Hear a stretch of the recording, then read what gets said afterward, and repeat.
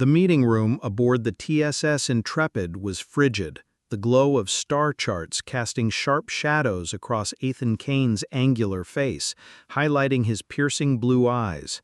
He stood tall, hands clasped behind his back, his sleek black uniform marred with faint scars from battles long past, marks of a Black Ops operative. The low hum of the ship's engines, steady like the heartbeat of a steel beast, was the only thing he trusted more than his old comrades. At 38, Ethan was no stranger to impossible missions, but today the air in the room felt heavy, as if the weight of the entire galaxy rested on his shoulders. Admiral Cora Vex strode in, her gait as sharp as a blade. Her silver hair was pulled back tightly, and her crimson cybernetic eye scanned Ethan like a laser. "Colonel Kane," she began, her voice icy, "Viridia is in chaos. Human settlements and the native population are on the brink of war. We need a peace treaty, and you're the only one who can pull it off." Ethan's brow furrowed, his deep voice carrying a hint of defiance. "The Alliance has entire diplomatic teams. Why me?"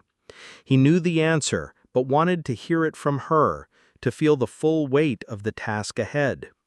Vex tapped the holotable, summoning an image of Viridia. Dense forests shimmering with emerald light, smoking mountains, and an ocean that glimmered as if hiding deadly secrets. "Because this isn't a boardroom negotiation," she said. "The natives don't trust empty words, they respect action. You've survived death worlds, taken down enemies with just a knife, and persuaded a warlord without firing a shot. You're a warrior, a diplomat, and a survivor. No one else comes close." Ethan felt his fingers twitch, a reflex from the days he gripped a plasma rifle. He recalled New Tibet, where he studied ballet under a brutal martial artist to master balance, and Visgari, where 3 carefully chosen words stopped a massacre. He asked, in a steady tone but with caution, "What's the timeline?" 3 weeks, Vex replied, handing him a thin data slate. "But Viridia isn't an ordinary planet. It's alive, dangerous, and unforgiving. You'll go alone. The Alliance can't risk sending anyone else." Ethan's shuttle shuddered as it pierced Viridia's thick atmosphere, its engines roaring as if fighting the planet's pull. He sat alone in the cockpit, the green glow of the hollow data slate flickering in his hand. The screen displayed a map of Viridia, lush emerald forests, scattered human settlements, and sparse notes about cultural clashes between colonists and natives. The Terra Alliance's report was suspiciously brief, just a few lines about cultural clashes, no details on threats or the environment. Ethan frowned, his fingers brushing the hilt of the dagger at his waist, a reflex when something felt off. "This intel's too clean," he muttered, his sharp eyes scanning the data. Average temperature 28 degrees Celsius, humidity 80%. No mentions of hostile wildlife or treacherous terrain. Who wrote this? An intern? He'd survived death worlds where every step was a gamble with death. According to the report, Viridia sounded like a resort, not a battlefield. But his instincts, honed through years as a Black Ops operative, screamed like an alarm. The shuttle touched down, the hatch hissed open, and a wave of hot, humid air rushed in, carrying the scent of earth, sap, and something sharp, like burnt metal. Ethan stepped out, his combat boots sinking into soft, glowing moss. Before him sprawled the dense forest, towering canopies interwoven, their leaves shimmering as if woven from light. In the distance, mountains exhaled faint smoke, and the rhythmic crash of an unseen ocean mingled with strange sounds, hisses, low growls, and something like the rasping laugh of an unknown creature. This was no resort from the report. Ethan activated his tactical visor, scanning the surroundings. Actual temperature 35 degrees Celsius, humidity nearly 90%. Sensors picked up constant movement in the forest, fleeting shapes too fast to identify. He muttered a curse, switched off the visor, and checked the hollow again. The report hadn't mentioned the broken branches with claw-like gashes or scorched patches of earth, as if seared by intense heat. "He sent me in with a tourist guide," he said, shaking his head, his voice tinged with bitterness but also a spark of exhilaration. Real challenges always made him feel alive. He ventured into the forest, plasma rifle held loosely in his right hand, each step calculated, light to avoid noise, eyes sweeping 360 degrees like a machine. Suddenly, a piercing screech tore through the air, and a tiny creature, fist-sized, resembling a spiky urchin with razor-sharp teeth, burst from the underbrush. Its red eyes blazed with fury, disproportionate to its size. It lunged straight for Ethan's throat, its fangs glinting with lethal intent. Ethan reacted instantly, dodging to the side, feeling the breeze of its teeth graze his skin. "Small but nasty," he growled, his left hand flashing to draw his dagger. The creature spun mid-air, defying its size, and charged again, emitting a metallic screech like steel on stone. Ethan rolled, his blade arcing in a perfect curve, slicing the creature in half before it hit the ground. Dark green blood sprayed, sizzling as it touched the moss, releasing a sulphurous stench. He stood, exhaling sharply, checking his neck, a shallow scratch but enough to spike his pulse. "What the hell was that?" he muttered, crouching to examine the creature's remains.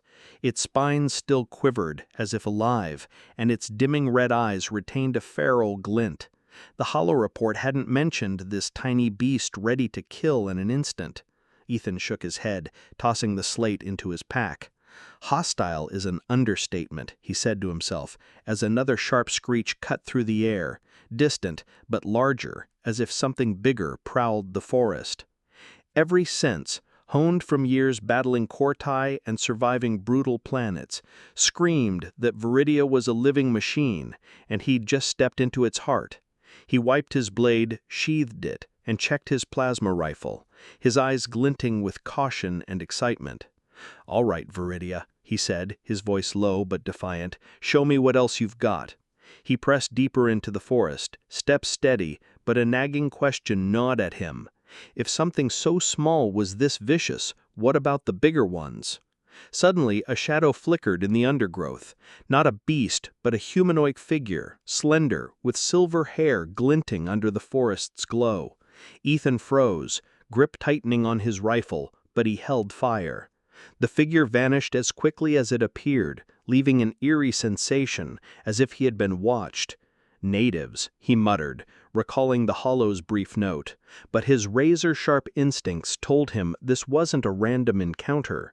Ethan Kane adjusted his tactical visor, the red light flickering on the hollow map, guiding him through Viridia's dense forest toward the Sylvan tribe's territory.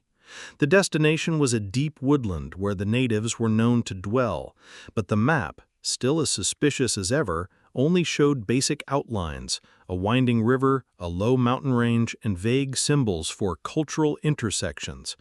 Ethan smirked, muttering, "Cultural intersections, right. Probably the kind where I just sliced a rabid urchin in half."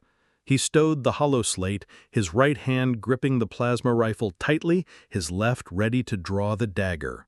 Each step was light, calculated like a deadly dance, learned from his brutal training days on New Tibet. Viridia's forest was alive in a way that felt unsettling. Giant canopies intertwined, forming a dome that shimmered with green light from glowing moss. The air was thick with the scent of sap and damp earth, mixed with an unidentifiable metallic burn. The sounds were ceaseless, hissing insects, rustling leaves, and occasionally a distant rumble that made the ground tremble beneath his feet. Ethan paused, scanning a massive tree split in two, the cut as clean as if cleaved by a giant blade. "Not in the report," he muttered, his fingers tracing the glass-smooth surface. This wasn't the work of wind or small beasts. Something larger, stronger had passed through here.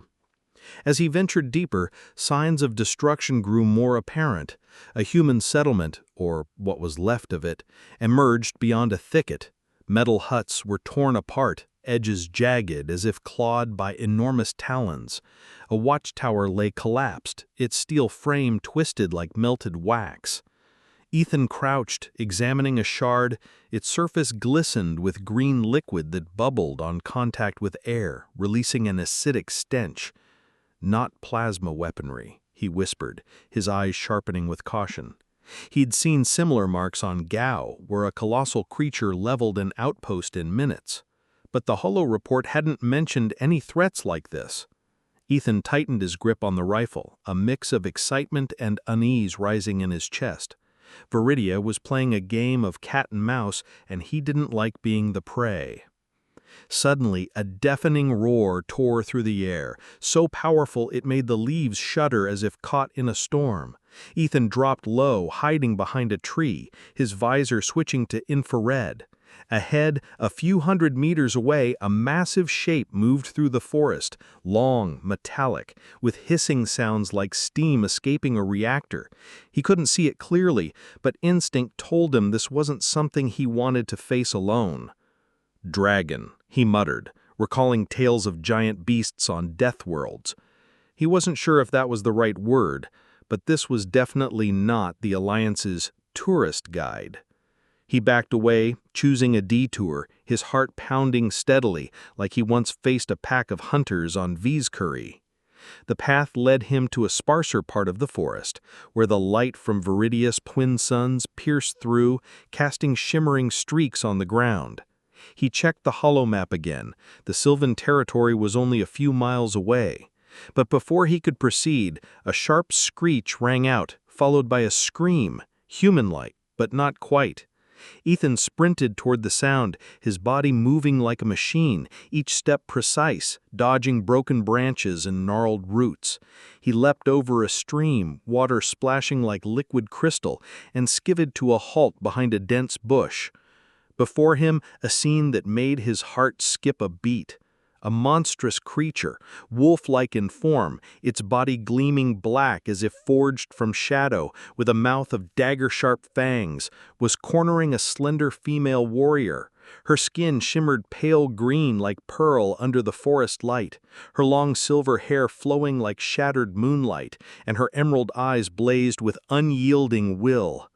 She thrust her spear, slim, glowing with a faint bioluminescent light, into the beast, each strike swift and precise, but the monster slipped through her attacks like a dark wind, its razor claws slicing the air with deadly hisses.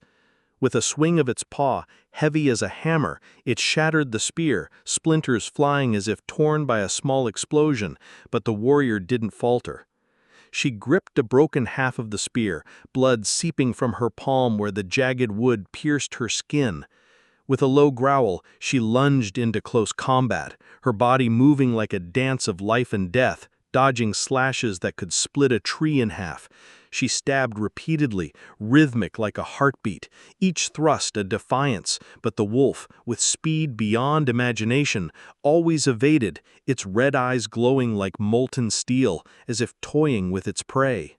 A claw grazed her shoulder, tearing through her bio-armor, leaving a gash that oozed green blood. She gritted her teeth, her gaze still fierce, but her movements began to slow, her breath ragged.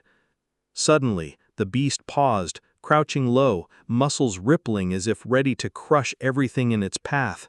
She stumbled back, her back slamming against an ancient tree, gasping for air, sweat glistening on her brow. The broken spear in her hand trembled, now just a useless shard against the colossal monster. She raised it, a feeble gesture like clinging to a last shred of hope, but her eyes, now dimming with exhaustion. No escape, no strength left. She stood there, head held high, but her shoulders shook, as if accepting that death was imminent.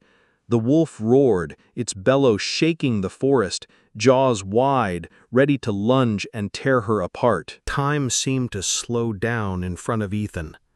The massive beast, wolf-like in shape, its glossy black fur blending into the night, let out a bone-rattling roar. Its razor-sharp fangs gleamed, ready to tear apart the frail warrior slumped against the ancient tree. The girl, her pale green skin shimmering faintly, silver hair flowing like moonlight, clutched the broken half of a spear. Her emerald eyes dimmed with despair, yet she held her head high, defying death itself. Ethan's blood surged, memories of a fallen comrade on the planet Cordy, cornered and helpless, urging him to act. There was no time to hesitate.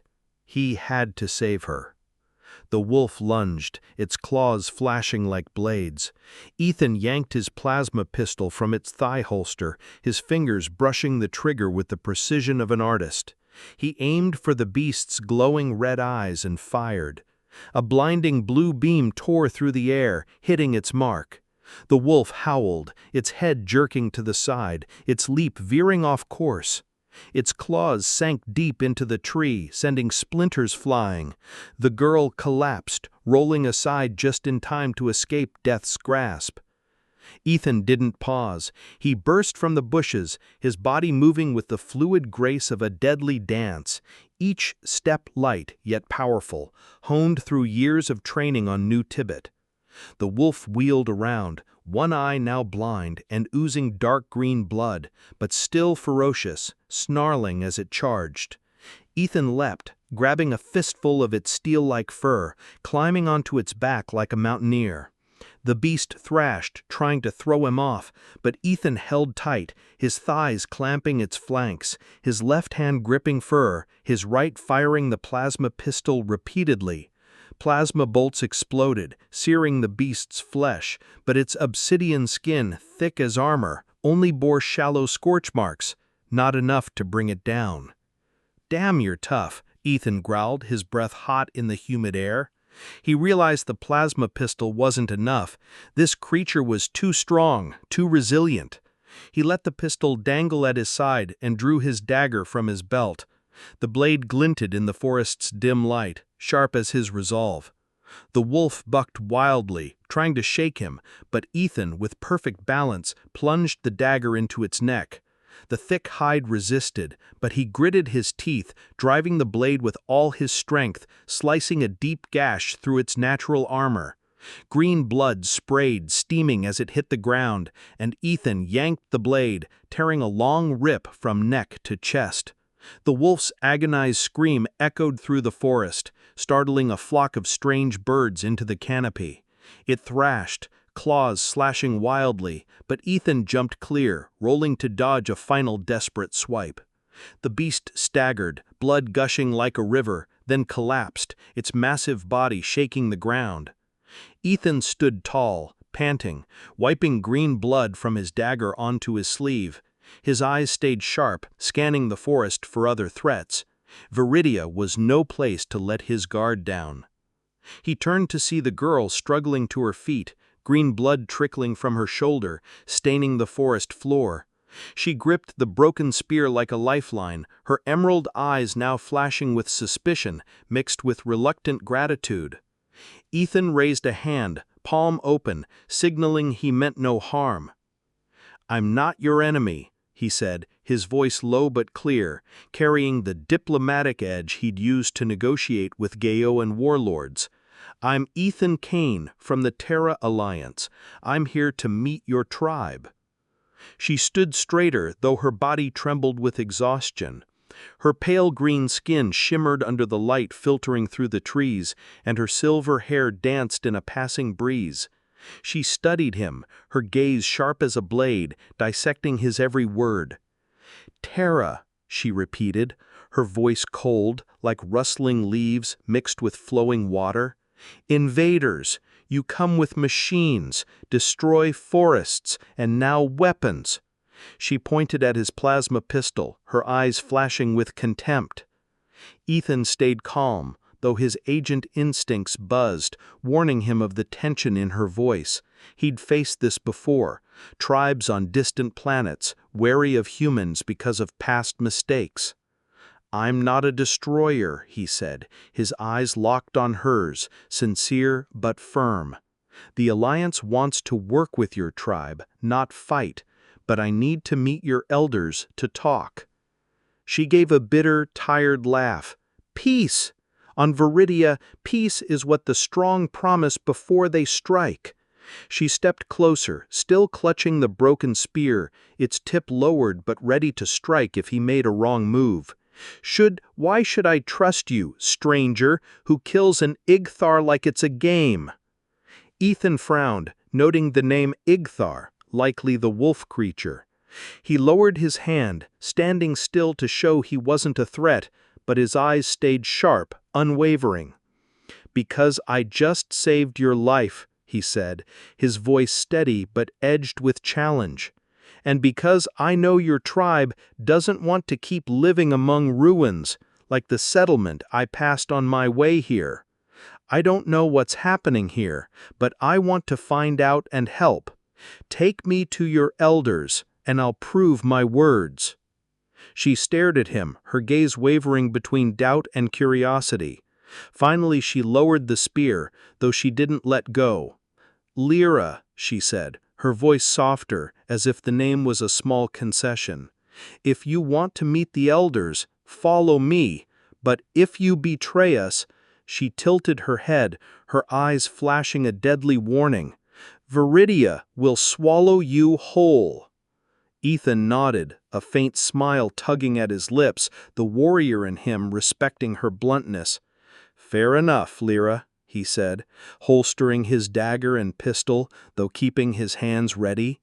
He followed her deeper into Viridia's shimmering forest. Ethan Kane followed Lira through the Viridia forest, where light from the twin suns filtered through the canopy, casting shimmering streaks on the glowing moss below. The air was thick with the scent of sap and damp earth, laced with something sharp like burnt metal, keeping Ethan's agent instincts on high alert. Lira walked ahead, her slender but resolute figure moving with purpose, her silver hair glinting like moonlight, the broken spear still clutched tightly as a reminder of her distrust. Ethan kept his distance, his hand loose near his dagger's hilt, eyes scanning the forest for threats. After the battle with the Yg'thar, he knew Viridia didn't forgive carelessness. They reached a clearing where trees formed a natural circle, like a living temple. Intertwined branches created a glowing dome of bioluminescent light, and roots wove across the ground, etched with intricate patterns. At the center stood a group of Sylvans, pale green skin, eyes sparkling like gems, dressed in garments woven from glowing plant fibers. 3 figures stood out, draped in shimmering bark-like cloaks, standing on a moss-covered stone platform. The elders. The air was heavy, filled only with the sound of wind and the faint hum of insects, but Ethan felt the tension, as if the entire forest was watching him. Lira stopped and turned to Ethan, her emerald eyes icy. "Don't say anything stupid," she whispered, her voice like rustling leaves. She stepped forward, bowing to the elders, then spoke in the Sylvan tongue, soft like water flowing over stones. Ethan didn't understand, but he caught his name in her words. The elders' gazes pierced him, and the one in the center, an older woman with silver hair trailing to the ground, eyes glowing amber like a tiger's, raised a hand for silence. "Ethan Kane of Terra, you come bearing weapons and promises of peace, but Viridia's blood has spilled because of your kind. Why should we listen to you?" Ethan stepped forward, standing tall, his eyes locked on the elders, his voice calm and respectful as it had been when negotiating with Gowian warlords. "Honored elder, I'm a diplomat from the Terra Alliance here to seek cooperation, not war. I know human settlements have caused problems, but I'm here to make things right." He paused, feeling the elders' piercing stares and Lyra's suspicion behind him. "But I need the truth. Why are your tribe and humans at odds?" The silver-haired elder frowned, her eyes flashing with anger. "The truth?" she asked, her voice sharp as a blade. "Your people are the truth. Since humans set foot on Viridia, bringing machines and greed, the mother has raged. The forest's creatures, our allies, have turned feral, bloodthirsty. The Yg'thar, once our guardians, now attack our people. You've defiled Viridia, and blood is the price." The other elders nodded, murmurs rippling through the Sylvan crowd. Lira tightened her grip on the broken spear, her eyes flickering between Ethan and the elders, as if wrestling with the truth herself. Ethan felt the air grow heavy, like a storm about to break. He'd heard similar accusations on other planets, like when Corti instigated wars to exploit resources. Something bigger was at play, and he needed time to uncover it. He raised a hand, palm open, signaling peace. "Honored elder, may I ask a question?" he said, his voice steady but persuasive. "Before humans came, were creatures like the Yg'thar gentler? Did your tribe live in harmony with the animals?" The silver-haired elder fell silent, her amber eyes scanning him, as if weighing whether to answer. Finally, she nodded, her voice lowering like recounting an ancient tale. "Viridia was once a song of symbiosis. Our people lived with the forest, with its creatures. The Yg'thar protected us, and we cared for them. Every tree, every beast was part of the mother. But when your kind came, bringing metal and fire, the song broke. The animals rebelled, attacking without reason. You awakened Viridia's wrath." Ethan stood still, his mind racing. The elder's story matched what he'd seen: the ruined settlement, the feral Yg'thar, and even the small hedgehog-like creature that had attacked him earlier. But he didn't buy that humans were the sole cause. He'd seen similar schemes on other planets, like when Corti instigated wars to exploit resources. Something bigger was at play, and he needed time to uncover it. He raised a hand, palm open, signaling peace. "I don't deny humans have made mistakes," he said, silencing the crowd. "But I don't believe that's the whole truth. If I'm wrong, I'll take responsibility, but if something else, a hidden force, is behind the animal's aggression, I'll find it. I propose a deal. Give me time to investigate. If I prove another force is at work, you'll agree to peace talks with the Alliance. If I fail, I'll leave Viridia and never return." The elders exchanged glances, murmurs rising again. Lira stepped closer, her eyes skeptical but tinged with curiosity. "You're too confident, Terran," she said, her voice low but sharp. "How do we know you're not stalling to bring more soldiers?" Ethan met her gaze, a faint smile flickering. "Because I came alone, and I just killed a Yg'thar to save you. If I wanted war, I wouldn't be standing here talking." The silver-haired elder raised a hand, silencing the crowd. She stared at Ethan, her eyes piercing his soul. "You are bold, Ethan Kane, and perhaps foolish, but the Mother will judge you. We agree. Find the truth or face Viridia's wrath. But know this, your time is short." Ethan nodded, a mix of relief and tension settling in. He'd bought time, but the mission was now heavier than ever. He turned to Lira, his eyes signaling a question. "Will you help me?" he asked, his voice low, carrying a hint of challenge. Lira frowned but nodded. "Don't make me regret this, Terran," she said, then led him out of the circle, deeper into the shimmering darkness of Viridia, where the truth lay hidden, pulsing with the planet's heartbeat. Ethan Kane and Lira stood before the human colony, a chaotic cluster of dull metal domes perched precariously on the flank of a volcano. Sulfur smoke rose from a dried lava flow, mingling with the low rumble of the mountain, like the breath of a lurking dragon. Energy towers flickered with weak red lights, and the colonists, faces smudged with ash, hands gripping crude weapons, moved hurriedly, their anxious eyes darting toward the peak. A dragon's roar echoed, startling a few, and Ethan felt the air taut as a bowstring, much like when he'd entered a besieged outpost on Zikari. Lira stood beside him, clutching her broken spear, her emerald eyes scanning the colony with contempt. But when another dragon's roar shook the air, she leaned slightly, her shoulder nearly brushing Ethan's, as if instinctively seeking an anchor. Ethan glanced at her, noticing dried green blood on her arm from the Yg'thar fight, and he fought the urge to ask if she was okay, knowing she'd reject concern from a Terran. A middle-aged man in patched armor approached, gripping an old rifle.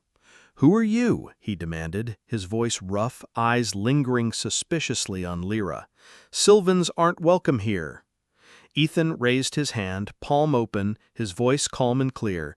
"Ethan Kane, Terra Alliance. I'm investigating the dragon and beast attacks. This is Lira, my guide."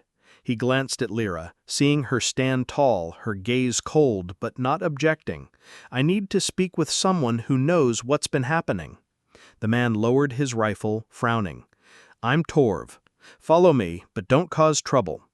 He led them through a muddy path to a camp where a group huddled around a fire. The air reeked of burnt metal and ash, laced with distant dragon roars. Ethan sat, his sharp eyes studying the crowd, hardened, haunted faces. Lira stood behind him, but when a colonist shot her a hostile glare, Ethan subtly shifted, shielding her from the look. She glanced at him, a flicker of surprise in her eyes, but said nothing. Torv began, his voice low. "A few months ago, the beasts were normal, dangerous but not crazed. Then a scientist came, backed by the Alliance. Strange guy, wore a sealed suit, called himself the Overseer. He set up a research station near the volcano's mouth, taking samples of soil, water, even beast blood. While he was here, the animals stayed calm. He left, and a week later, everything changed." Ethan leaned forward, his agent's mind piecing things together. "Changed how?" he asked, his voice sharp. Torv looked down, his eyes dark. The beasts turned bloodthirsty. Dragons tore through steel walls. Yg'thar, spine hogs, all of them like they wanted to wipe us out. We lost a third of our people in the first month." Lira muttered, her voice cutting, "You humans reap what you sow." But Ethan caught a tremor in her tone, as if she too feared the dragon's brutality.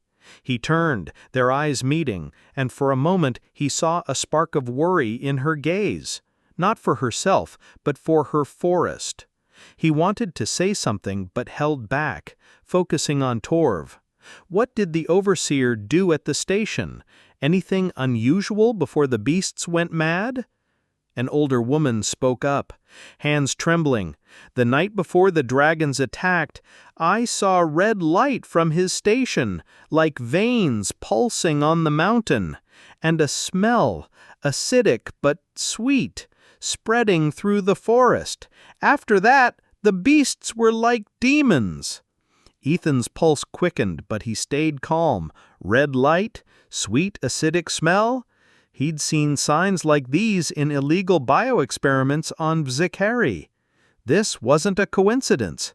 He stood, his gaze resolute. "Is the research station still there?"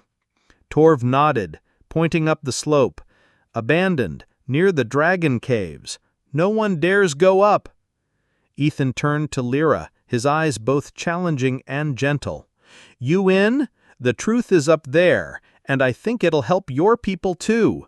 He emphasized your people, wanting her to see he wasn't just fighting for humans. Lira met his gaze, her eyes wavering. She gripped her spear, but her emerald eyes softened as if his words had struck a chord. She said, "If it's a trap, you're dead," but her usual icy edge was missing. She stepped forward, and as they left the camp, she walked a little closer to him, her shoulder just inches away, as if his presence offered a sliver of safety amid the dragon threat. Ethan noticed, a strange warmth stirring in him, but he quickly pushed it aside, focusing on the volcano's slope ahead. Another dragon's roar shook the air, a warning. The colony had revealed a secret, but the dragon caves and abandoned station would be where Viridia's truth came to light, or consumed them. Ethan Kane and Lira crawled along the volcano's slope, loose rocks crunching underfoot, sulfur smoke stinging their eyes. The dragon's roar echoed from the cave above, shaking the air like the pulse of a deadly machine. The abandoned research station came into view, a twisted metal husk coated in ash, its door torn open as if shredded by dragon claws. Ethan scanned the terrain, his tactical visor switching to infrared, picking up heat signatures from the nearby cave. "Stay low," he whispered, glancing at Lira. She nodded, her silver hair glinting under the volcano's faint red glow, her grip tight on the broken spear, her emerald eyes sharp but tinged with unease. As they neared the station, Lira suddenly grabbed Ethan's arm, yanking him behind a boulder.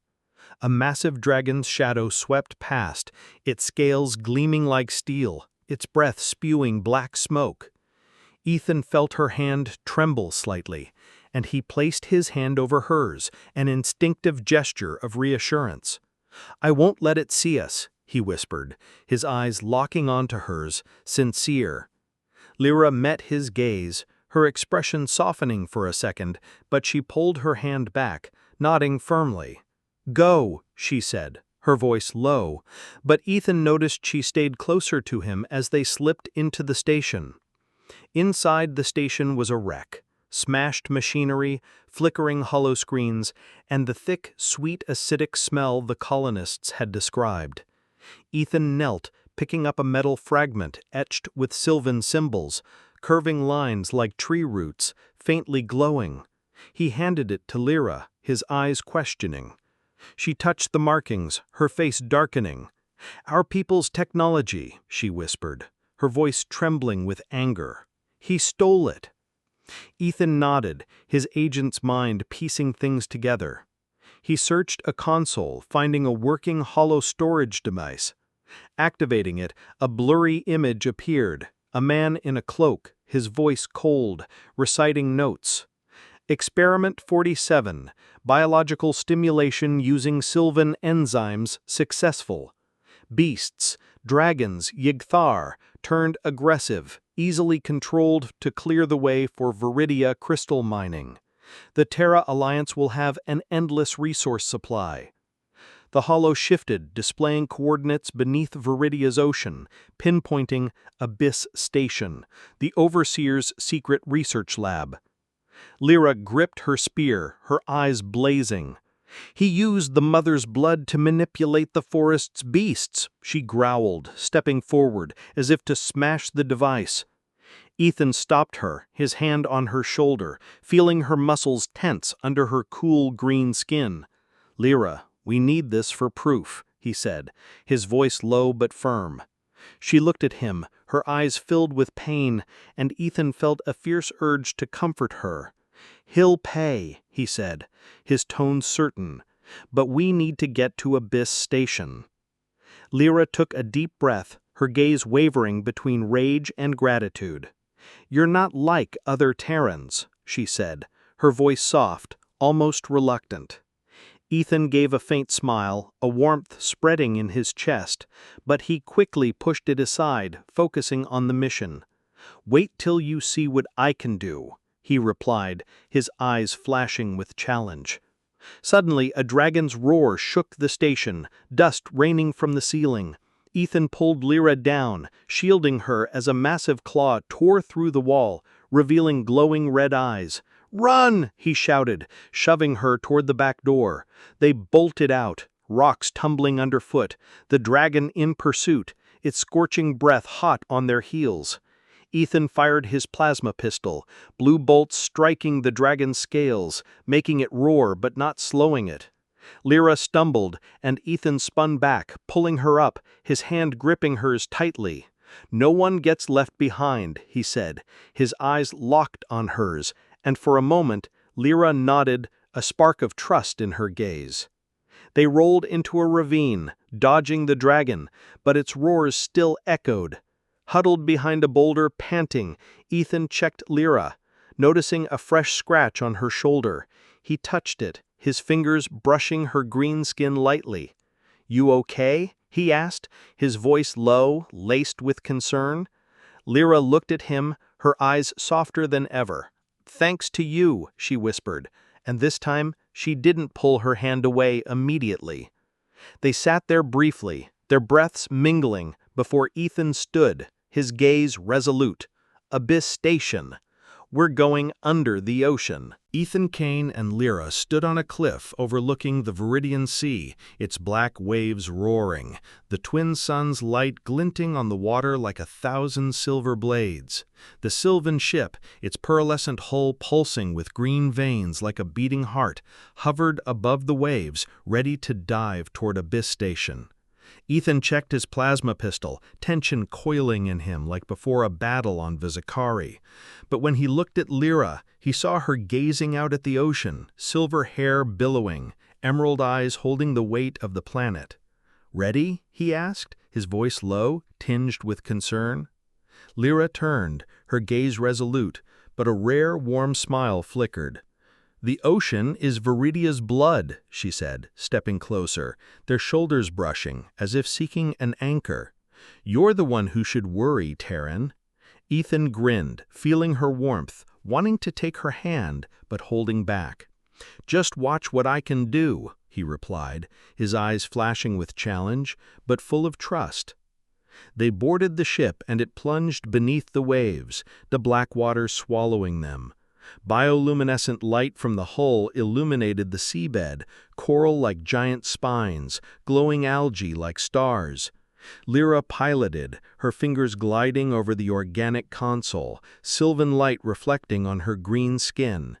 Ethan admired her skill. "You handle this ship like it's part of you," he said, his voice sincere. Lira glanced at him, her eyes softening. "My people hear Viridia's rhythm, like your heart when you look at me." She paused, cheeks flushing faintly, and turned away. Ethan's pulse quickened, and he brushed his fingers against hers on the console. "I hear it," he whispered. And Lira let their fingers linger, a quiet but intense moment. Suddenly, the ship jolted violently. An abyssal serpent emerged, a massive snake-like beast, its steel-like scales glinting, tentacles writhing, eyes glowing like furnaces. It roared, the sonic wave cracking the ship's glass, its jagged maw lunging. Ethan fired his plasma pistol, blue bolts hitting its scales, but only angering it. "Lira, dodge!" he shouted, grabbing the controls, but a tentacle struck, spinning the ship. Lira stood, her eyes blazing. "Don't shoot," she commanded, her voice sharp. She pressed her hand to the glass, eyes closing, sylvan symbols on her spear glowing brightly. Her green skin shimmered, as if merging with the ocean. "It's in pain, manipulated," she whispered, her voice trembling. Opening her eyes, an emerald light spread, and the serpent froze, its tentacles lowering, its red eyes dimming. It let out a soft moan and retreated into the darkness, leaving the ship unharmed. Ethan grabbed Lyra's shoulders, steadying her as she swayed, sweat glistening on her skin.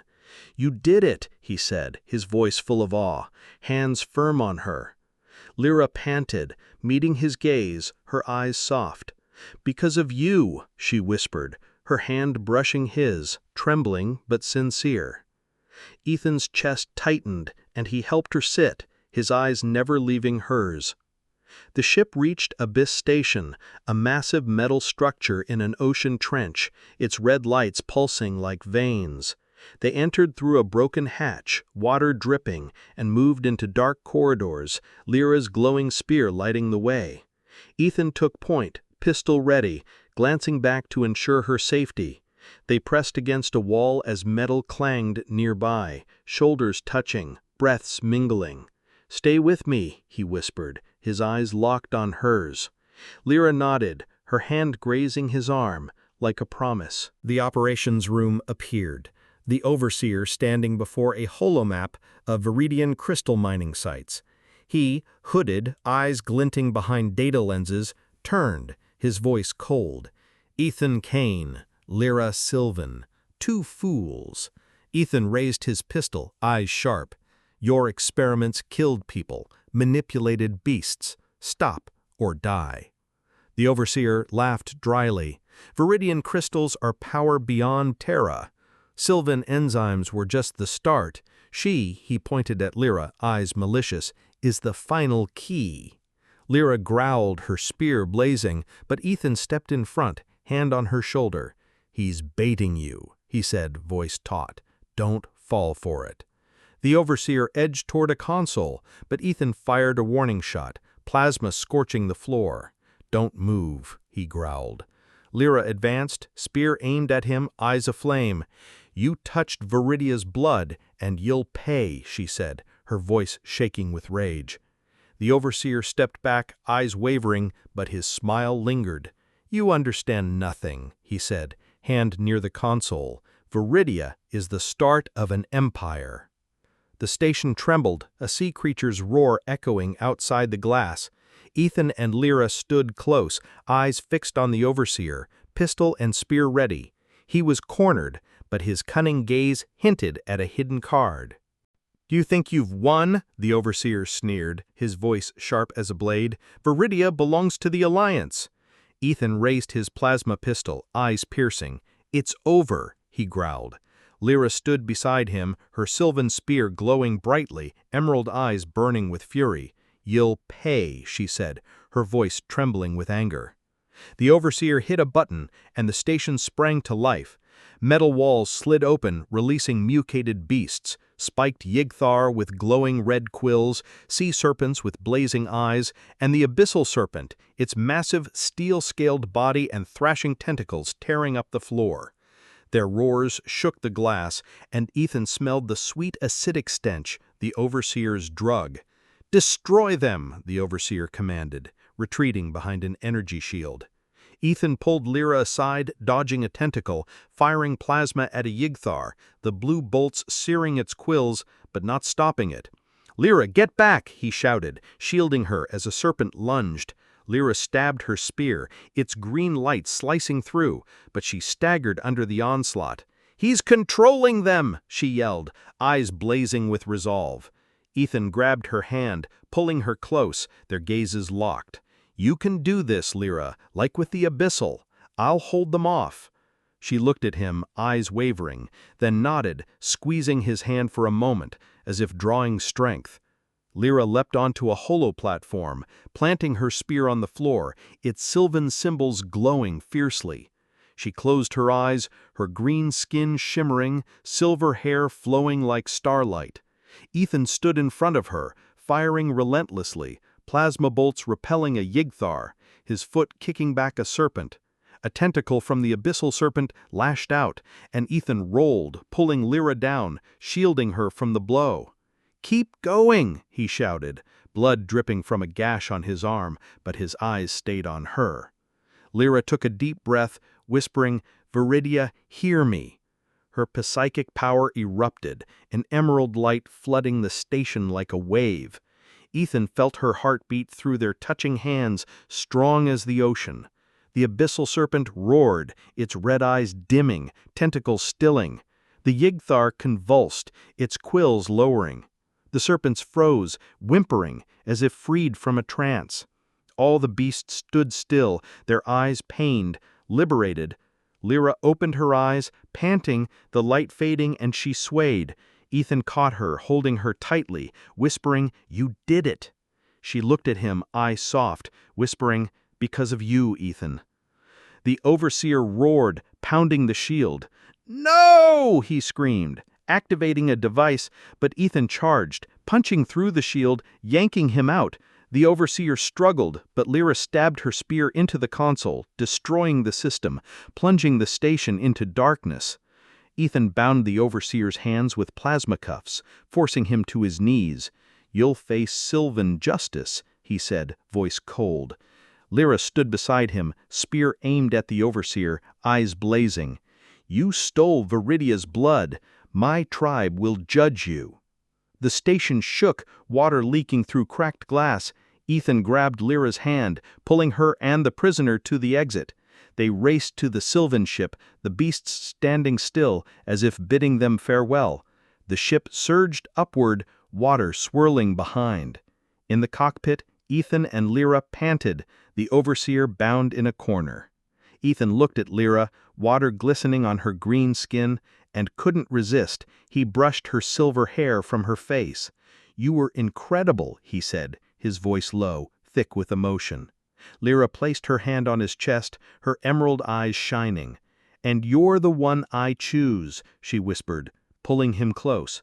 They kissed, lips meeting in the bioluminescent glow, a promise transcending all boundaries. The Sylvan ships surfaced on Viridia's shore, where the glowing forest met the black waves, the twin suns casting a radiant glow.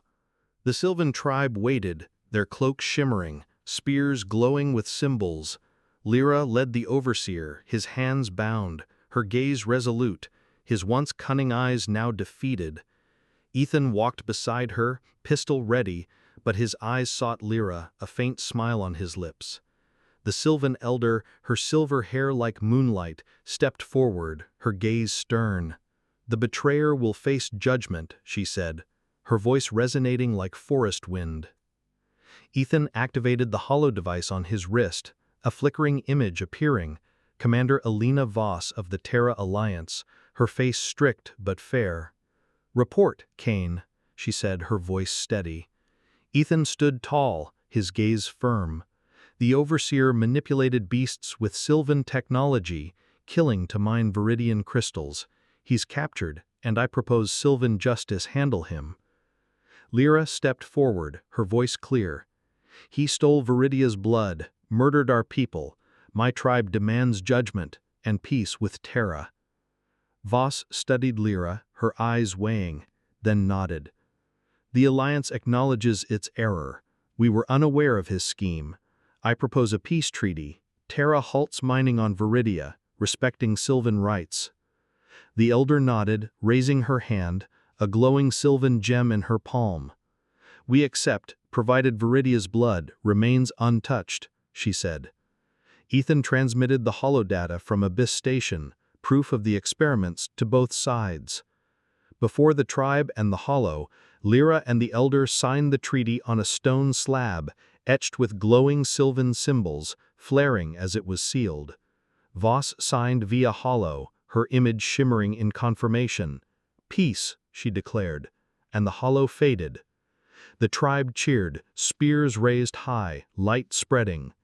The overseer was dragged into the forest, head bowed, awaiting judgment. Ethan and Lira stood side by side, hands clasped tightly. She looked at him, her emerald eyes bright as the sea. "Ethan, will you stay?" she asked, her voice soft.